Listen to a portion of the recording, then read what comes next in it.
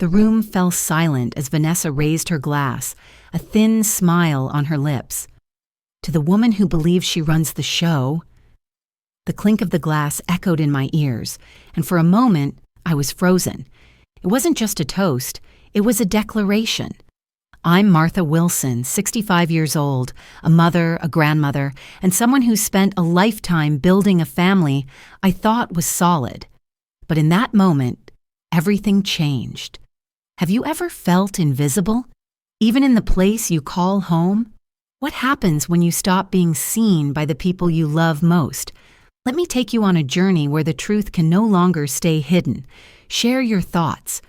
How far would you go to protect what's yours? Martha stood quietly, her eyes fixed on the glass in her hand, watching the way the light caught the surface of the wine, reflecting the golden hue of the room. It was her first birthday dinner without Frank, and her house, felt strangely empty. She had tried to make it the same as every year, a warm, inviting table, the smell of roast chicken in the air, the familiar chatter of family. But tonight, something was different. The laughter was forced, the conversations distant. The room felt colder than the weather outside. Vanessa, her daughter-in-law, raised her glass with a thin, almost too practiced smile. To the woman who believes she runs the show. The sound of glass clinking against glass filled the room, but it felt sharp, like a slap to the face. Martha's heart skipped a beat, and all eyes in the room turned toward her, but no one said a word. She didn't speak, either. Her throat tightened, but she refused to show the hurt she felt rising in her chest. Instead, she kept her gaze fixed on the table, her hand gripping the glass so tightly her knuckles turned white. The weight of Vanessa's words hung in the air like smoke. Martha felt like she was suffocating in the moment, but she remained silent. The hurt was too raw, too new. What could she say? Her voice wouldn't be heard anyway. She had long ago learned that in her family, she was the one who always had to hold it together, always had to smile through the pain. Tonight, though, the smile felt like a mask she could no longer wear. She glanced up briefly, catching Michael's eye. Her son, sitting across the table, avoided her gaze. His attention was entirely on his phone, as if he didn't notice the tension in the room at all. Vanessa shifted in her seat, catching Martha's eye for a brief second before turning back to her husband. The silence stretched, the weight of it pressing down on Martha's chest. As the evening wore on, the conversations that had once been warm and full of life had become strained, as if every word was measured and calculated. Martha couldn't shake the feeling that things were changing, that something wasn't right. Their whispers felt heavy as they exchanged glances, and every time she caught their eyes, she felt more invisible than ever. Michael finally spoke, his voice flat, his words heavy with something Martha couldn't quite place. "Mom, we need to talk about the house." The words hit her like a cold gust of wind. Her stomach churned.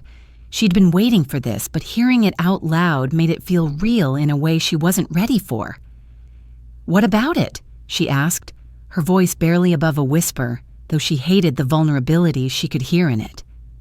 "You know, the house is too big for you now," Michael continued, his tone businesslike, as if he were talking about a car or an old appliance that needed replacing. "We've been thinking, maybe it's time to sell it." Martha's heart clenched, and she stood up abruptly, the chair scraping loudly against the floor. She hadn't planned on reacting this way, but the words felt like a betrayal. This was her home, the place where she and Frank had built a life together. How could he suggest such a thing? "I'm not selling this house," she said firmly, her voice trembling with a mixture of hurt and anger. "This is where Frank and I built our life. I can't just leave it." Vanessa's voice interrupted, smooth and condescending. "Martha, it's not about leaving. It's about practicality. This place is too much for you now, and you can't afford to keep it up. You need to think about your future." Martha felt a wave of nausea wash over her. How could they be so cold? How could they stand there suggesting she sell the house that held all of their memories, all of Frank's love and care? Her hands shook as she gripped the edge of the table, her mind racing. "No," Martha said again, her voice barely a whisper this time, but strong. "I will not leave. This is where I belong. Frank and we talked about this. This house was always meant to be passed down to you." Michael and Vanessa exchanged a look, and Martha saw it. The look that said everything. They had already made their decision. Her feelings didn't matter. The money mattered. The house, the inheritance. It was all part of their plan. They had been planning this for months, and she had been too blind to see it. "Mom," Michael said, his voice softening just a little. "We've already spoken to the lawyer. Frank refinanced the house a few years ago. It's in his name. The will says everything gets divided between us. It's the way it's supposed to be." Martha's mind raced. Number that couldn't be right. She'd signed everything with Frank. She knew what he had planned. This was not what they had agreed on. But she couldn't say that. Not yet. Instead, she turned away, trying to keep her composure. Vanessa's smile faded, and she took a step closer, her voice dripping with insincerity. "We're just trying to make sure you're comfortable. Don't you want what's best for yourself? We'll help you find a nice place. You'll be fine." "I'll be fine right here," Martha said, her voice shaking with emotion, "and I won't be pushed out of my own home." She stood there for a moment, feeling the silence between them grow thick and suffocating. It was too much. She couldn't stay in this room with them any longer. She turned and walked out of the dining room, her heart pounding in her chest. The weight of the situation hit her all at once, and she felt like she was drowning in it. That night, alone in her room, Martha sat on the edge of the bed staring at the floor. She had to do something. She couldn't let them take everything from her. Frank had never meant for this to happen. He had always promised to protect her. But now everything felt like a lie. She had to find the truth. She had to fight for what was hers. As she sat there lost in her thoughts, a question lingered in her mind, one that she didn't want to admit to herself. Was I invisible to my own family? The question echoed in her head, a painful realization she wasn't ready to face. But it was the truth, wasn't it? To them, she wasn't a person anymore. She was just a problem to be solved, a problem to be removed, and that was something Martha would not accept. Martha woke early that morning, the silence of the house enveloping her as the sun barely touched the horizon.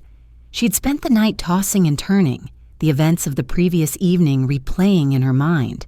The words of Vanessa still echoed in her ears, mocking her with their insincerity.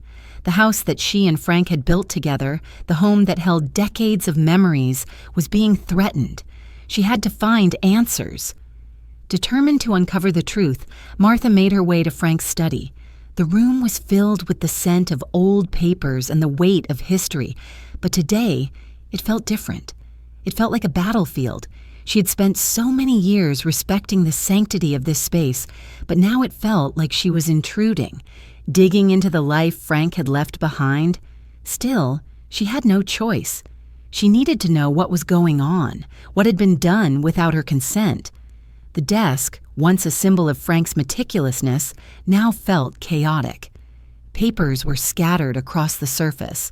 Filing cabinets were half open, and bookshelves that once felt like a well-organized archive now seemed like a puzzle waiting to be solved. Martha began flipping through the papers, the sound of rustling filling the room as her hands moved quickly, her mind racing. It was then that she found it, an old folder buried at the back of the desk drawer. The smell of old paper filled the room as she dug deeper into the files Frank had left behind. Something didn't feel right. Martha opened the folder carefully, her eyes scanning the contents. She found a set of bank statements, the usual records of family finances. But what caught her attention was the recent activity. There were transfers that she hadn't authorized, accounts that had been changed. She ran her fingers over the documents, feeling a knot form in her stomach. The more she looked, the more questions surfaced. There were also references to property deeds and accounts she didn't remember signing. How had these changes happened? Frank had always handled the finances, but this was beyond anything she had ever seen. The changes seemed sudden, and worse, they felt deliberate. Had Frank been making these decisions without telling her? No, she refused to believe that. Frank had always been honest with her, hadn't he? Her thoughts were interrupted when her eyes landed on another document, one that nearly stopped her heart. It was a new will. The title alone made her freeze. Last Will and Testament of Frank Wilson. Martha's hands trembled as she unfolded the paper. She scanned the text, her eyes moving quickly over the familiar language of a will. But then, something stopped her cold. This will, dated just a few months ago, was signed only by Frank. There was no mention of her name. Martha's pulse quickened. No, this couldn't be right. She had been involved in the preparation of their first will together. They had discussed everything: who would inherit what, the distribution of their assets. Frank had always promised her that she would be well taken care of. But this was different. This was something she had never seen, never agreed to. Her heart pounded in her chest as she examined the signature. It was Frank's, but something about it felt off. The signature was slightly different from the one on other documents she had of his. Subtle, but noticeable. She had seen his signature on countless papers over the years, and this one didn't quite match. Martha could hardly breathe as she turned the page, hoping, praying that she was wrong. But it wasn't just the signature. The will stated that the house would be sold and the proceeds divided between Michael and Rebecca. There was no mention of her. There was no mention of her right to live in the house she had shared with Frank for over 40 years. Martha felt the room spin around her. How could this be? How could Frank leave her in this situation? She had to know more. She couldn't let this go. The thought of her children, her own flesh and blood, conspiring against her, manipulating everything they had built together, it was too much to bear. Martha carefully folded the will and set it aside, her mind reeling. She couldn't stop here. She had to find the truth. Who could have changed everything without telling her? Who would do such a thing? As she searched through more files, each document seemed to raise more questions than answers. There were mentions of financial accounts, investments that she had no knowledge of, and records of large sums of money being transferred from one account to another. She was being left in the dark, and she couldn't shake the feeling that someone was intentionally hiding things from her. Martha's thoughts swirled, the weight of the situation settling heavily on her shoulders. She felt like she was drowning in lies. How had this all happened? How had her children, the people she trusted most in the world, allowed something like this to happen? Her mind raced, but she knew what she had to do next. She had to talk to Frank's lawyer. She had to get answers. Martha picked up the phone and dialed the number for James Patterson, their longtime family attorney. The phone rang several times before his secretary answered. Martha explained her situation, but the secretary informed her that James was on vacation for 2 weeks. Martha's frustration grew, but she kept her composure. She had to wait, but she couldn't sit idly by. She had to keep digging. She would find out the truth, no matter how long it took.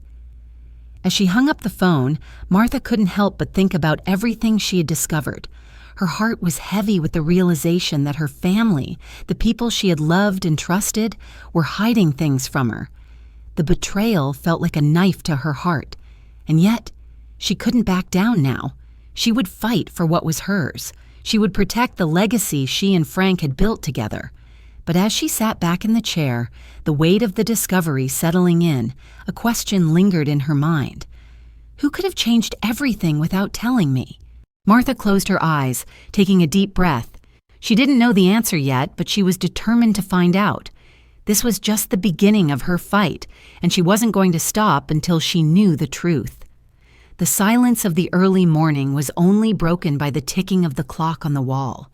Martha sat at the kitchen table, the weight of the past few days pressing down on her like a heavy fog.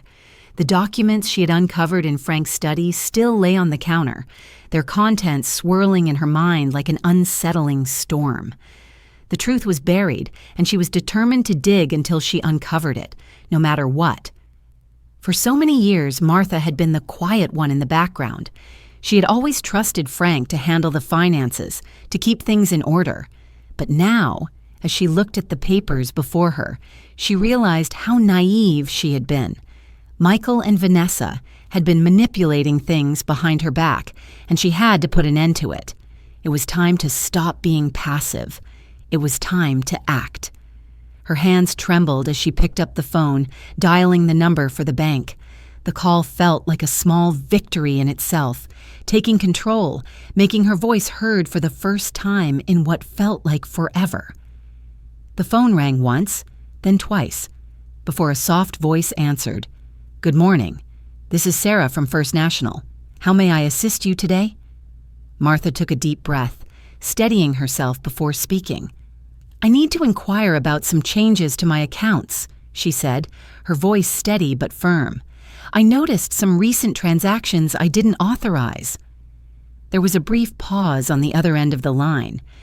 "Can you provide me with your account number, please?" Martha recited the number slowly, her eyes fixed on the stack of papers in front of her. The silence on the other end of the phone was deafening. It was as if the bank representative had suddenly gone quiet, as though she had been caught off guard by the inquiry. Martha's grip tightened on the phone. She could feel her pulse quickening. Something wasn't right. The truth was buried, and she was digging too deep. "Ma'am?" The voice returned, shaky now. "I see the issue. There have been some recent changes to the account. However, the records indicate that these changes were authorized by your late husband before his passing." Before the woman could continue, Martha's heart skipped a beat. "What do you mean, authorized by my late husband?" she asked, her voice rising slightly in disbelief. "The changes were made several weeks before his death," the representative explained. "It appears that your husband signed the necessary paperwork to make these changes." Martha was silent for a moment, trying to process what she was hearing. She had trusted Frank completely. They had made decisions together for 43 years. But now, in the cold light of this conversation, it seemed as though everything had been orchestrated behind her back. She could feel the anger bubbling up inside her, but she fought to keep her emotions in check. "I want you to cancel the most recent transaction," Martha demanded, "immediately." "Ma'am, the representative began, but Martha cut her off. "Do it now," she insisted. "Cancel the payment. I will not allow this to go any further." The woman on the other end sighed, her reluctance clear. "I will need to put a hold on the account and verify a few things before proceeding. Is there anything else I can help you with today?" "No," Martha replied, her voice cold now. "That will be all." She hung up the phone, her hand still shaking as she set it down on the table. Her mind was racing. She knew this would only escalate the situation, but she didn't care anymore. It had to be done. She had to fight for her rights, for what was hers, for Frank's legacy. She wasn't going to let her children, or anyone, take it away from her. Martha sat in the silence that followed, her gaze drifting to the stack of documents in front of her. The truth was out there, just beyond her reach, and she was determined to find it. Her resolve had never been stronger. She would no longer be the quiet woman who let things happen around her. She was going to fight for her home, for her dignity, and for everything she and Frank had built. The phone rang again, breaking her reverie. It was a number she didn't recognize, but she picked it up anyway. "Martha?" The voice on the other end was familiar, but sharp. It was Michael. "What the hell did you do?" Martha felt her heart drop. She knew what this was about. "What do you mean?"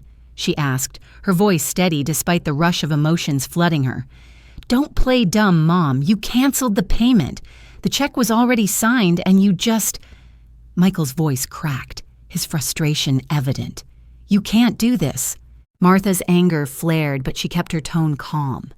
"I can do whatever I damn well please with my money, Michael. You don't get to make decisions for me anymore." "Mom, you don't understand. We needed that money. Vanessa and I—" He paused, his voice lowering as if he were trying to control his anger. "We're already struggling. This isn't about just the house. It's about everything. You can't just—" "Don't tell me what I can't do, Michael," Martha interrupted, her voice cold and resolute. "You and Vanessa have been making decisions behind my back for far too long. This ends now."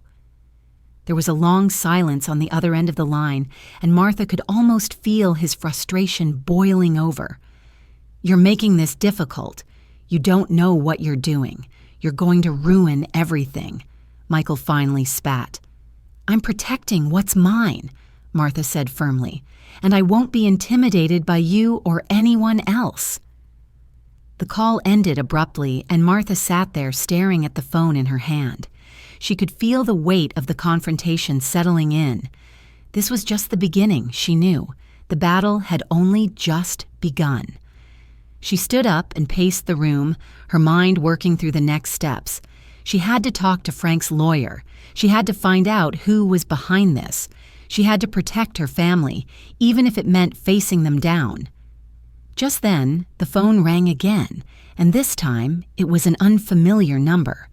Martha's heart skipped a beat as she picked it up. "Martha, it's James Patterson," came the voice on the other end. "I've reviewed the documents you requested. There's something you need to know." Martha's breath caught in her throat. This was the moment. The truth was coming. She waited for him to continue. "Frank updated his will just before his death," James said, "and I'm afraid that the changes he made may not have been entirely legitimate." Martha felt her stomach tighten. This was the confirmation she had been waiting for. Everything she had suspected was true. Her heart raced as she prepared herself for the next chapter of this battle. How far will I have to go to protect what's mine? The soft melody of the background music filled the air, but it couldn't mask the palpable tension that had settled over the room. The family gathered around the table, the clink of silverware occasionally punctuating the silence. The dim light from the chandelier cast long shadows, but no one spoke.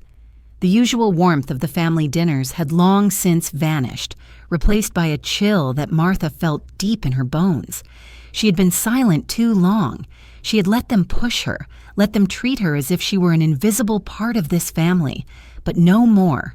Tonight, in this very room, she would make sure her voice was heard. Martha sat at the head of the table, the familiar setting of her home around her.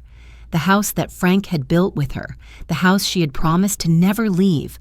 Her heart pounded as she waited for the right moment, knowing that what she was about to do would change everything.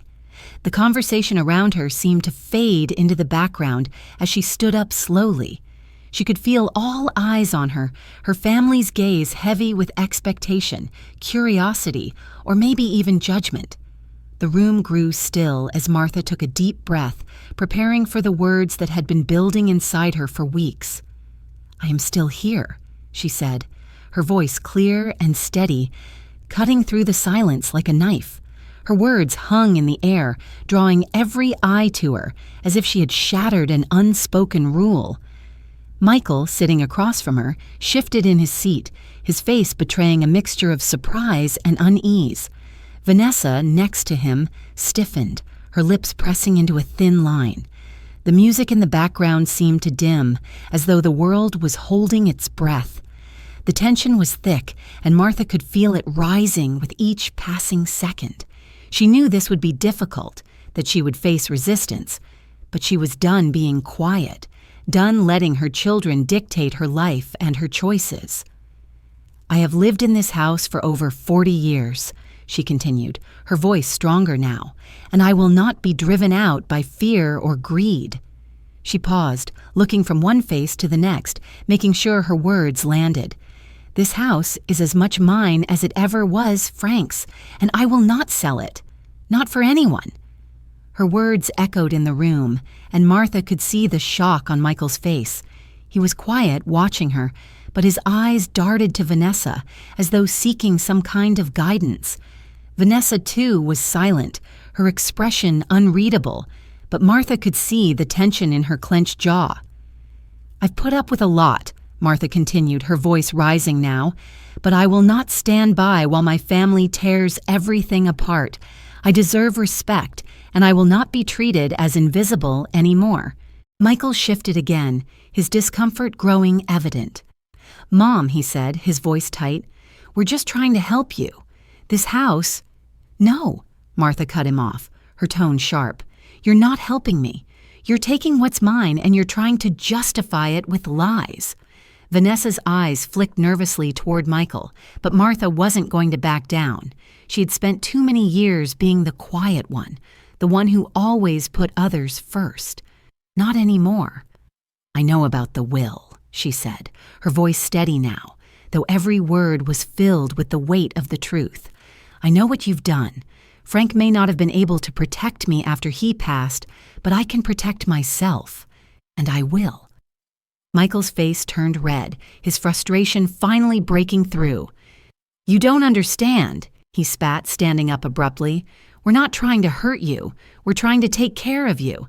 This house is too much for you now. It's too big. We just want to make sure you're comfortable. We're trying to help." Martha's heart twisted. She could see the sincerity in his eyes, but it was tainted by something darker. It was about control. It had always been about control. "No, Michael," she said, her voice calm but resolute. "You're not helping me. You're taking what's mine, and I won't stand for it. You don't get to make decisions for me."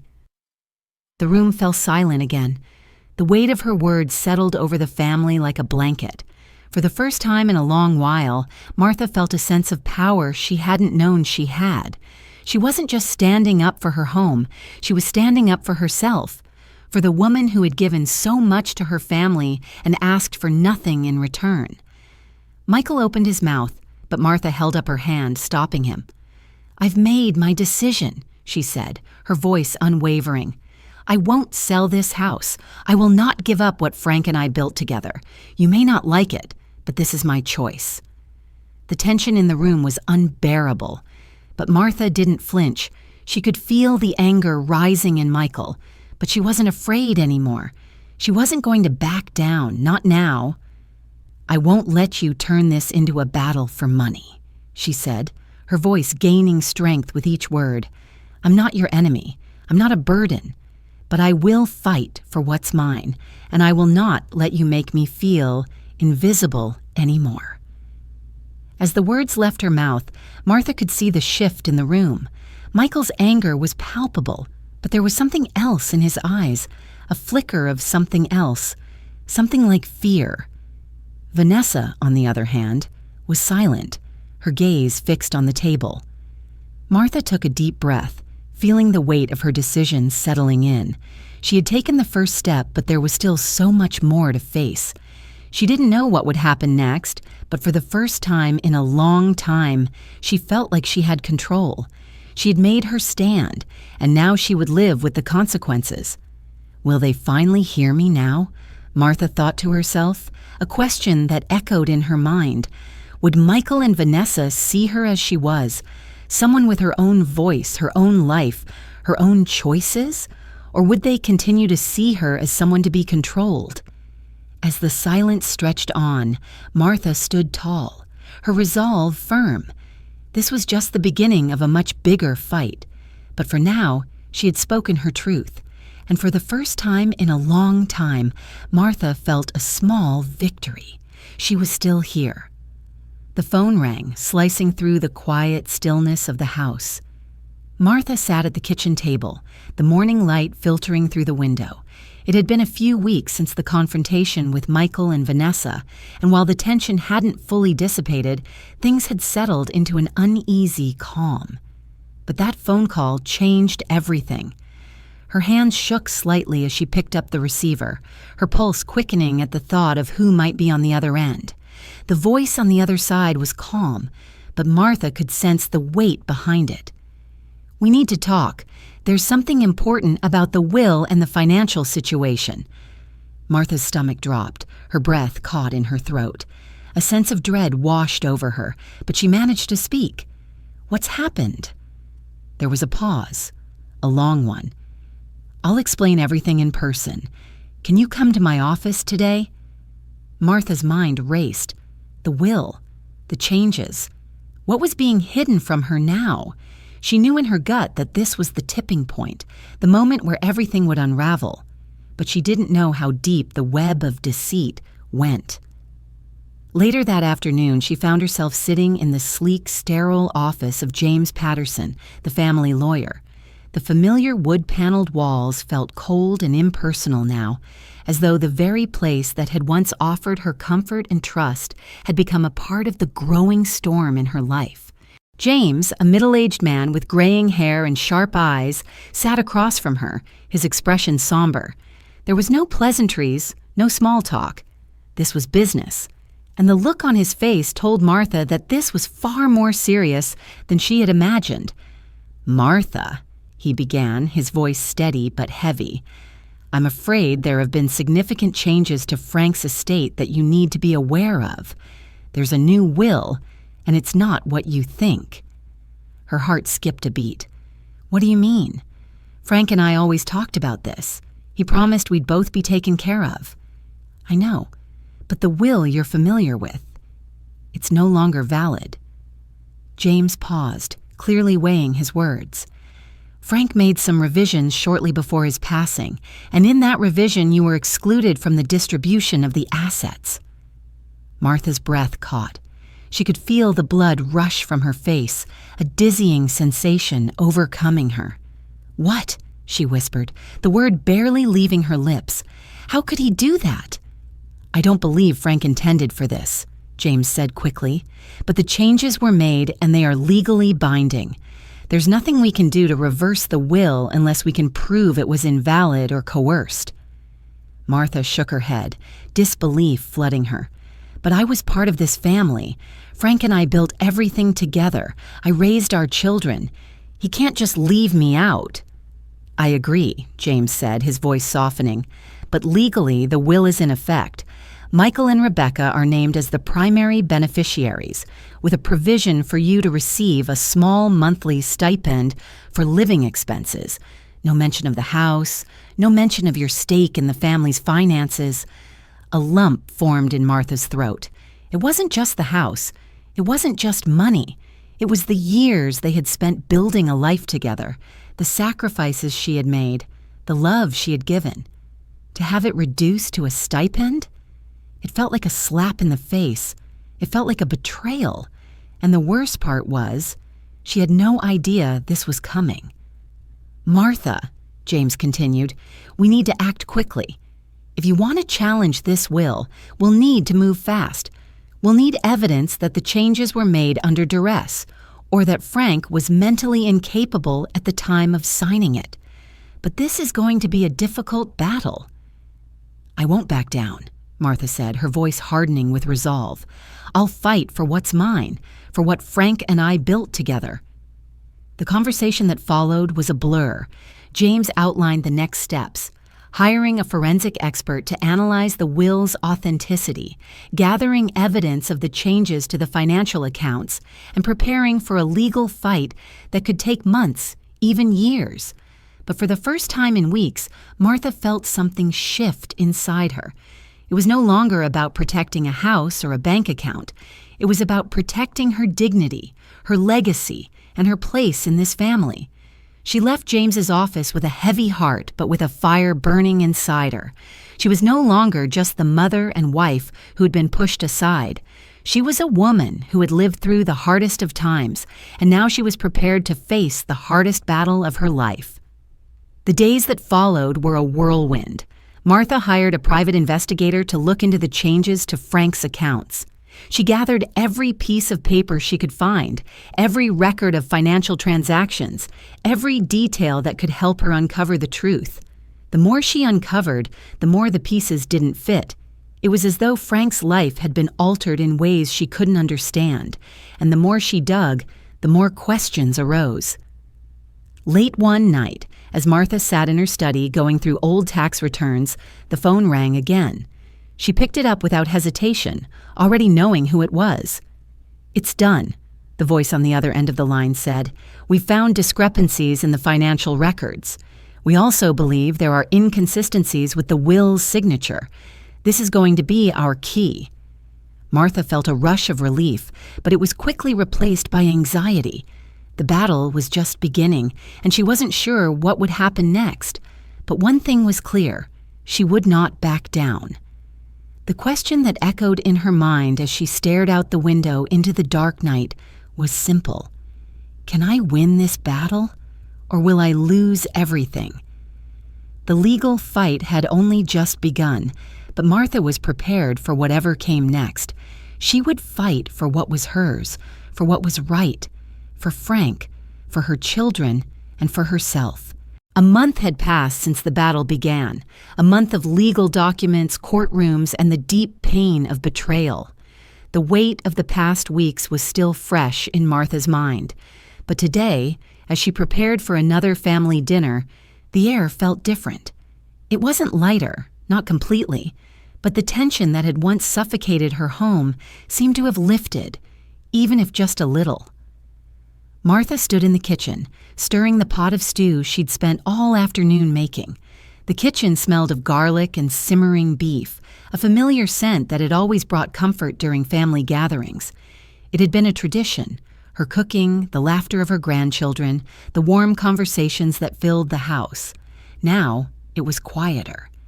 Not just because of Frank's absence, but because of the strain between her and the children. But today, Martha felt a sense of resolution, a sense of peace, though fragile. The doorbell rang. Her heart skipped. It was them, the family she had fought so hard to hold together. She wiped her hands on her apron and opened the door. Michael and Vanessa were standing there, both looking different. Michael's face showed signs of the treatment he'd been undergoing, but there was a softness in his eyes. Vanessa, for the first time in weeks, didn't look like a woman constantly on guard. "Mom," Michael said quietly, "we're here." Martha stepped aside to let them in. Her heart fluttered, uncertain of what was to come, but hopeful. After everything, after the conflict, the accusations, the secrets, they were still here. The table was set, and soon they would all be together again, sharing a meal. It was a small gesture, but it felt monumental. The dinner table had always been a place of warmth and joy, but tonight it felt different. There was an unease that hovered in the air. The clinking of silverware against plates seemed louder than usual, the chatter softer. The children, Jason and Tyler, were laughing and playing, oblivious to the heavy silence that clung to the room. Rebecca sat beside Martha, her hand on her mother's, a small but meaningful gesture that spoke volumes. After a few moments of awkward silence, Michael cleared his throat. "Mom, I want to say something." His voice was shaky, and for the first time in what felt like forever, Martha could see her son vulnerable.